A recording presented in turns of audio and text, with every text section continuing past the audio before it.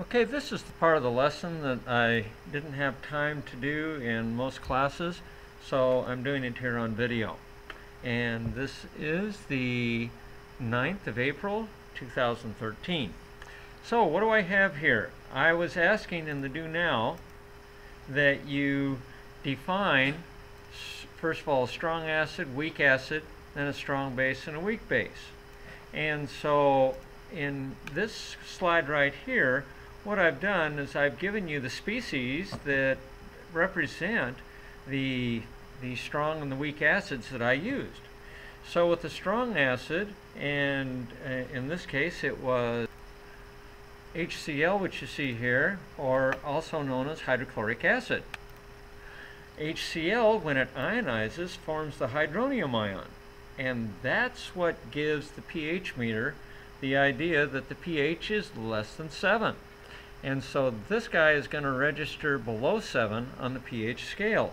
When there's more of these than there are of the hydroxide ions, which is part of water.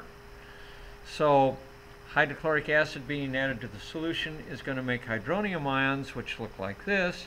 And vinegar is going to make acetate ions, which is the C2H3O2 1-, and it also will give hydrogen ions, but not as many. So what was a strong acid? A strong acid was any acid that ionizes 100%. And there are just a few of the actual strong acids that you need to know about, and they're all on the Memorize Ions chart. So, not chart, but the little worksheet that we used that told you what to memorize at different times. So you will need to refer to that. Basically, it's hydrochloric acid, nitric acid, and sulfuric acid, and perchloric. So those are your 4 strong acids. If you have one of those, you know you have a strong acid. It's easier with bases. With bases, all that we have is a metal. So strong bases will always be a metal with hydroxide ions.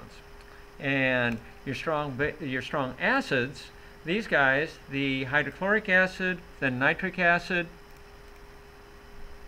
and we have sulfuric acid and the perchloric acid. If it's one of those guys, you know it's strong. And as I said, the bases are much easier. The strong bases are just a metal with a hydroxide ion. And notice that metals in group 1 and group 2, which are the alkali metals and the alkaline earth metals, both of those guys react with water vigorously. You'll remember the brainiacs with cesium blew the bathtub apart. Why? Because that metal reacts with water to form hydroxide ions and hydrogen gas, and the hydrogen gas is going to give you an explosion because that reaction is very hot, and it will spark that reaction and get it started with the atmosphere, oxygen of the atmosphere. So there you go. Your strong bases are these guys, and weak bases are those that do not ionize very strongly. And if they don't have hydroxide ions with a metal, they're probably going to be a weak base. And there are, all levels of weak, but you can count on the metal with the non-metal being a strong. Okay, so there's your strong and weak acids. Now, we also went through the concept of, or we went back through, I should say, the concepts of the ionizations. And remember, we had multiple ionizations depending on the hydrogen ions that are in the original acid. So this guy, of course, has 2 hydrogen ions available. And he will ionize the first time and lose only 1. You only lose 1 hydrogen ion per ionization. So we get one of these gone, and so instead of 2 we have 1. And where does it go? It goes to the water, and the water becomes the hydronium ion. So there's never really hydrogen ions for more than a nanosecond when an acid is mixed into water. When whatever hydrogen ions it gives off form the hydronium ions. And here we see the second ionization. Hydrogen goes away, leaving the selenium ion, or the selenide ion is the way that should be said. And when it lost this hydrogen, where did it go? It went to Mr. Water, and water became the hydronium ion. That was a double ionization because we had 2 hydrogen ions. And now for the next guy, this was a triple. And the triple here became, first of all, the H3ASO4 went to H2, so hydrogens go down 1, and that hydrogen went to the water, and the water became the hydronium ion. And in the second ionization, the same thing happens. And when that goes on, you're going to see the H2ASO4, and let's cover this up so you can concentrate a little better. The H2ASO4 is going to become HASO4, and the hydrogen goes to the water, and the water becomes hydronium. And the H2 becomes a single H. And then we go down to the last ionization, and we're always going to have it go this way because we'll lose all the hydrogens. And the third ionization gives you this guy without any hydrogens, and the hydrogen here went to the water, which went to the hydronium ion. And then our last little guy, this is your homework from the night before, okay? And our last little guy is this one with H2SO4, and H2SO4 ionizes to form HSO4. The hydrogen goes from this guy to the water, and the water becomes hydronium ion. And the HSO3 is all that's left of that guy. Next time we ionize, we wind up taking this guy, and let's cover this up a little bit for you so it's easier to concentrate. And so we'll get rid of these now, and now we'll ionize the last little acid, which is the HSO3, and that goes to SO3, 2 minus. The hydrogen from here went to the water, which became the hydronium ion. I hope you see the pattern. So that's how that bit of your homework went.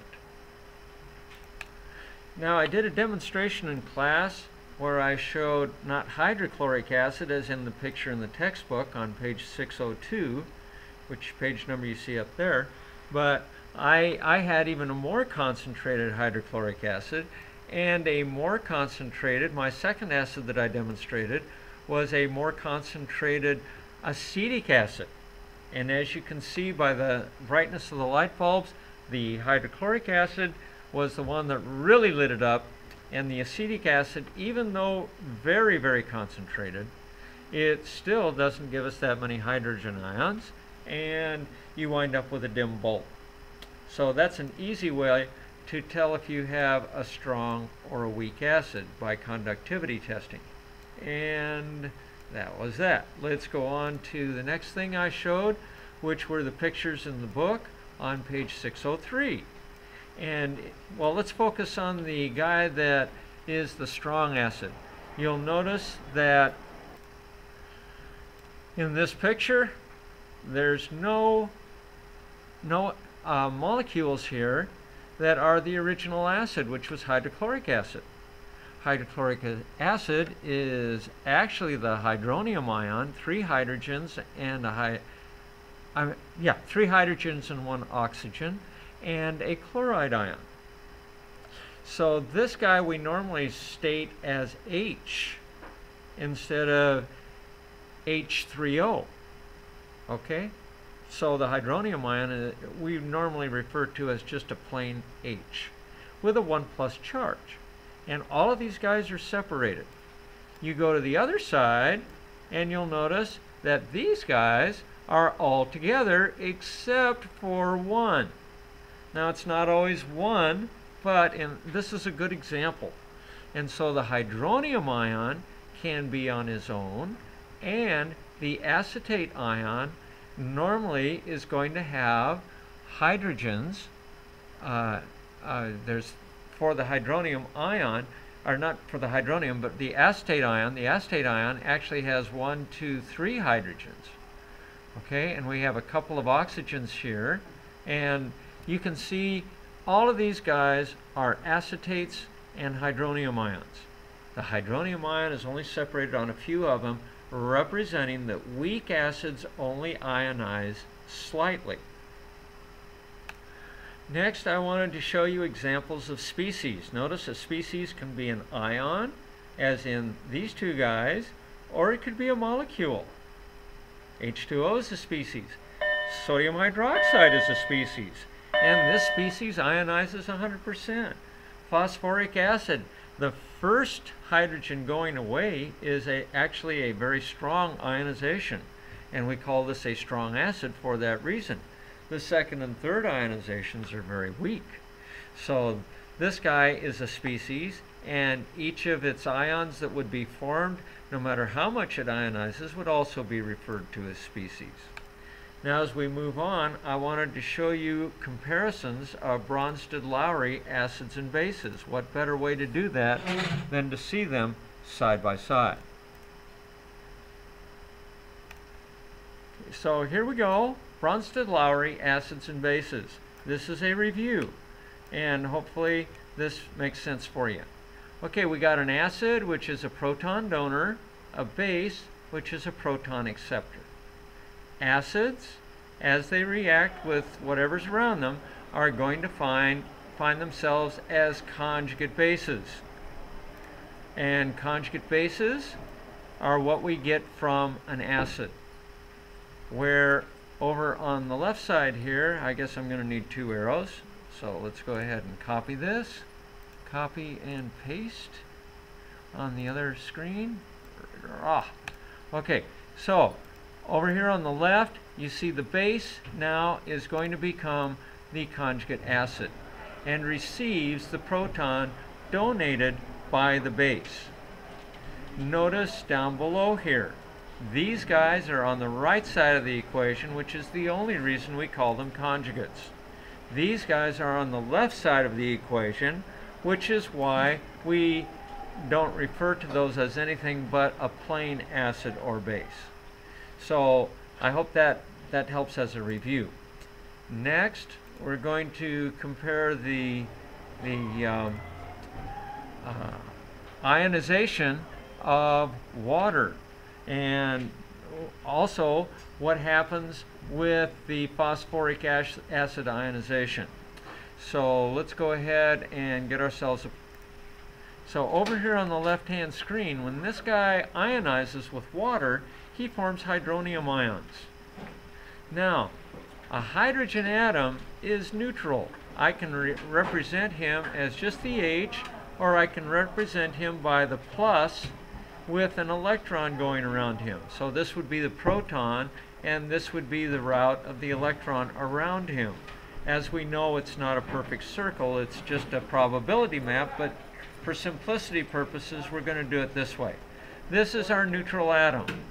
Okay? Over here, we've got the guy that lost the electron, and, he becomes positive because he lost the, he's lost his electron, and we represent him either as this guy down below or the H+. And so there's our proton. Now let's get into more detail on how this stuff actually goes on and what it means for water to self-ionize. So I'm going to go back to a single screen to make it a little bigger and a little nicer to work with, and I guess we won't need a pointer. But right now I'm going to adjust this so that we have two water molecules and there are no charges. And what's going to happen is, let's group these guys together so I can move them and get this out of the way. Okay, first thing that happens in the self-ionization of water is that one hydrogen ion is going to leave one of the water molecules. When it does that, it takes on a negative charge. And now it becomes the conjugate base of an acid. Now let's get this guy out of here. Whoops. a little bit too much grabbed there. We're going to group these guys together, and I can move this out of the way because it's not appropriate yet. So this hydrogen is moving. So this guy is now free until he runs into another water. Now when that happens, we wind up having the conjugate acid of the original water molecule, and the conjugate base is over here. That's what's left. So what we wind up now with is a positive charge. And I can run this back and forth all day long because water does self-ionize, and it goes both ways. So at this point in time, both the plus and the minus are appropriate. Now I get rid of the positive charge when one of those hydrogen ions wants to go back, and now this guy is just a plain old water molecule over here, and this guy is coming back over here, and as soon as he hits the OH, the negative charge goes away, and now we have just a plain old water molecule. And that's how the self-ionization of water occurs. Now, in the Bronsted-Lowry acid-base scenario, we can go backwards and forwards and represent what we saw in this screen, what was going on. Okay, the water molecule, and let's get another pointer out here so I can talk to you guys at home and actually point for you, which I couldn't do unless you were sitting in front of me. So here we go. We got water and water. One of them will become a base and one will become an acid, just like in that diagram in the last screen. So one of these guys becomes, and that will be this guy, is going to become the conjugate base.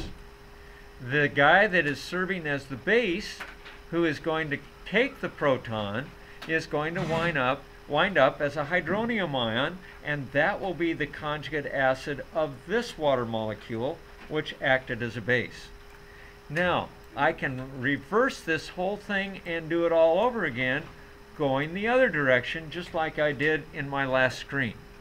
So now we have the acid, and notice he's an acid like any other acid, but he's not like the acid that was actually up here above.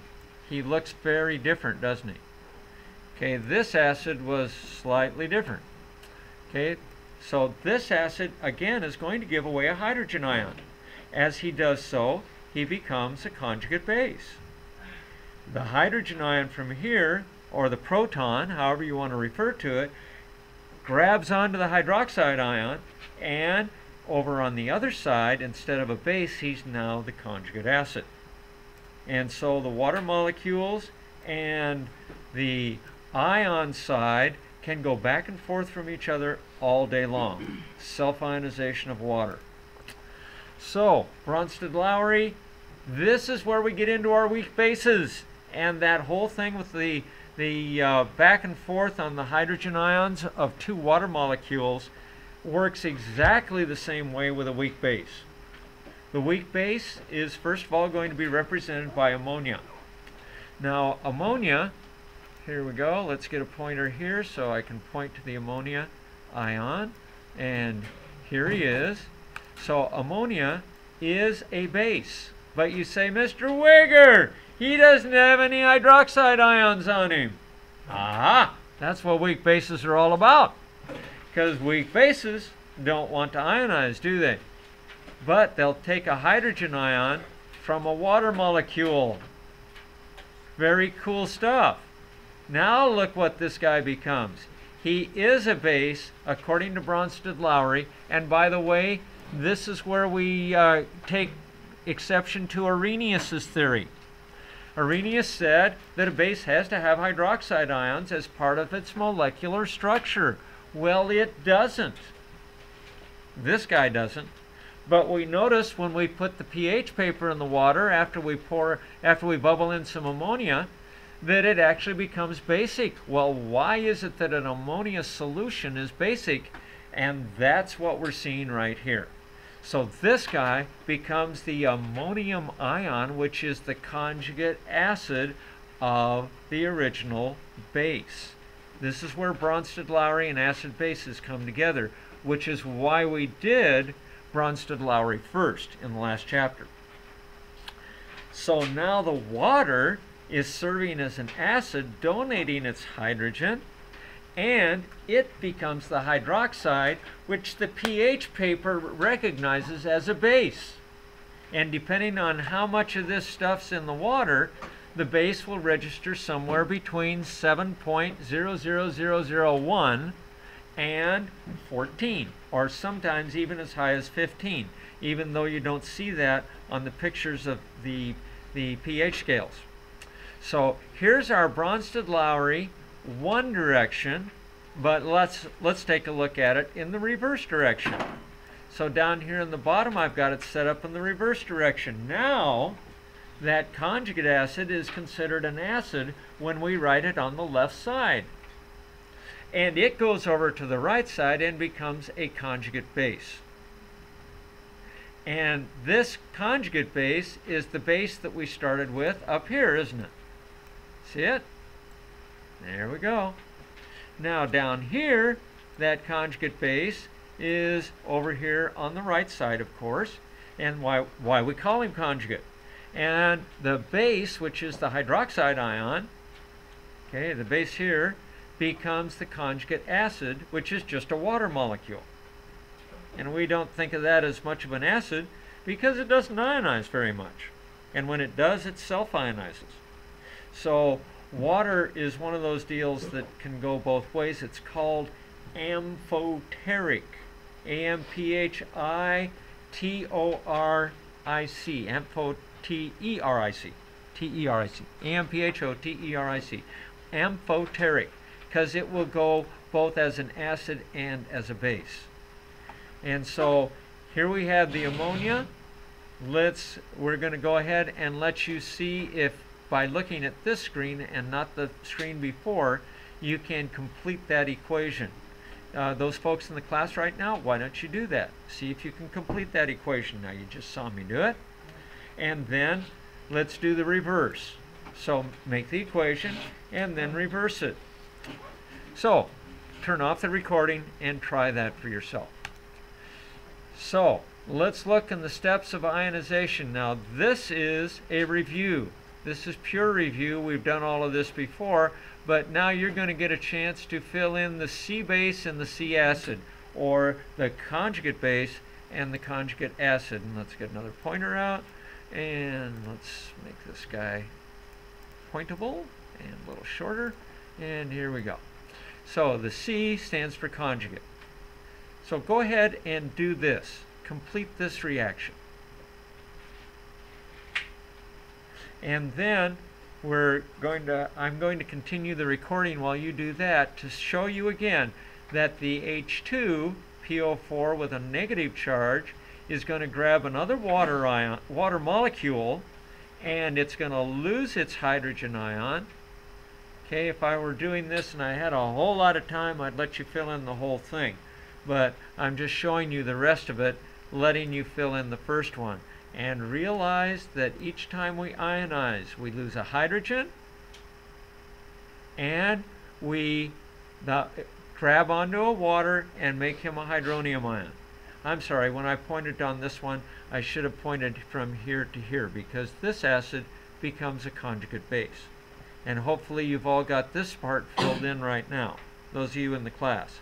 Those of you watching at home, you should have done the same thing. And in fact, if you're watching at home, what you should do is cover up the whole right side, just look at the left side, and stop this recording and see if you can complete all of these ionizations. So that's the next thing. That's really a review and should help you a bunch. Now, the next thing I have is to show you what happens to a weak acid. Here is a weak acid, acetic acid, a weak acid which I demonstrated today, which those of you who are in the class right now will be able to see it in just a moment. Here's the acetic acid. He's going to become the conjugate base. and the base is going to serve as water is going to serve as the base, and water will gain that hydrogen that the acetic acid loses. Notice this is very different than the way we usually write acetic acid, isn't it? Usually we write it capital H and then C2H3O2, right? Okay, so that's what this actually is, and if you work it all out, it would be good for you to write the C2H3O2 and see if you can figure out where those oxygens wound up. Okay, this is a really good exercise for you. Now, H2S, this is another weak acid. Okay, it's not one of the acids, and those of you who are in the classroom right now will have to go back and look at the beginning of the video where I showed the 4 strong acids. They are hydrochloric acid, sulfuric acid, phosphoric acid, and perchloric acid, all of which are on your memorized ion stuff. Those of you in the room that aren't writing, I'm concerned for you. Okay, and here is another common weak base. Now look at how this guy forms. It's just like the ammonia. Think of this as NH3. What happened with NH3? Huh? What did he do? He died in a sense because he became something different. He actually just metamorphosed. The caterpillar became a butterfly. And the way he did that was by getting the hydrogen off of the water. Okay, and when he did that, let's get another pointer so folks at home can see what I'm talking about. And see, this guy formed a conjugate acid. See, this is a weak acid, and this is a weak base. So this weak acid lets go of that hydroxide with no trouble. And the hydroxide, the C base, is actually a strong base. This acid is a weak acid and a weak base. They come together and they form this guy, which is a conjugate acid. And that's the species that we call an acid. This guy is actually a base. And why does the water, when we put the pH paper in it, turn that paper to a dark blue or purple? Because this guy's making these. And that's what we recognize as a base in a pH meter or when we're doing pH paper. And this guy does the same thing. You have some of these in your homework, am I right, Ciara? You ran into these guys? Yeah. Okay. She was doing the homework during lunch. And so when the water hits the base, these are weak bases, they will want to take on that hydrogen ion, and they will form a hydroxide ion in the process. And that gets you pretty much ready for today. And now that you have the ionization formulas, or the equations, I'm sorry, of these kind of guys, you should be able to do the K sub A. Remember we had K sub equilibrium before? Instead of K sub equilibrium, we have K sub A. This is the equilibrium constant for a weak acid. And you'll notice the products on the top, and let's get another pointer out. Products on the top, and here's our products, the hydronium ion and the conjugate base, and then the acid and its base. These are both conjugates. Okay? Conjugate acid and the conjugate base. This is the acid and its base, and that base becomes the conjugate acid, see? And the acid becomes the conjugate base. The same thing works for all weak acids, like H2S. The HS, 1 minus, comes from the HS. This was the acid, that's the conjugate base. Here is the acid, here's the conjugate base. And those of you watching this in the class right now, I'm going pretty fast. You're going to have to watch this at home and take a little more time with it so you can let it sink in. Here is our Here's our weak base. The K sub B for the weak base is the base and its acid on the bottom. The acid becomes the conjugate base, and the base becomes a conjugate acid. And you'll notice for both of these, they're very similar. Anytime you have those NH2s on the end, those are called amine groups, A-M-I-N-E, and they are the sure sign of weak acids and weak bases. So, with that said, you are fully prepared for your homework tonight. And that is the end of our recording.